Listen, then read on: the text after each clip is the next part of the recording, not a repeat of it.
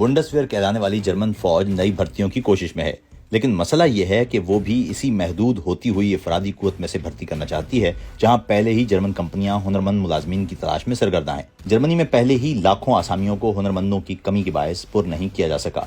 इस वक्त जर्मन फौज में तकरीबन 1,80,000 एक्टिव फौजी मौजूद हैं। ये तादाद नेटो फौजियों की औसत से कहीं कम है।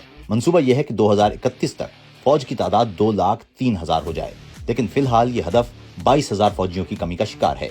और अगर नई हुकूमती पॉलिसियों और रूसी खतरे को मद्देनजर रखा जाए तो अंदाजा यह है कि ये कमी 80,000 फौजियों तक पहुंच सकती है। जर्मन फौज ने एक ईमेल में बताया कि नेटो अहदाफ की तकमील और मुल्क और इत्तेहादी ममालिक के दिफा के लिए इब्तदाई तखमीने के मुताबिक मजमूई तौर पर फौज को तकरीबन 4,60,000 अफराद दरकार होंगे। इनमें 2,60,000 एक्टिव फौजी और 2 लाख रिजर्व फौजी शामिल होंगे।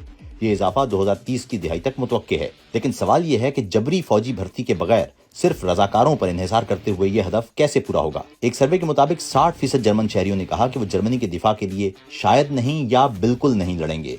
तो क्या जर्मन फौज अपने अहदाफ हासिल कर सकेगी और क्या वो सब कुछ दे सकेगी जो आम एम्प्लॉयर नहीं दे सकते? मकसद के साथ मुलाजमत, तरक्की के मौके, काम और जिंदगी में तवाजुन और माकूल तनख्वाह।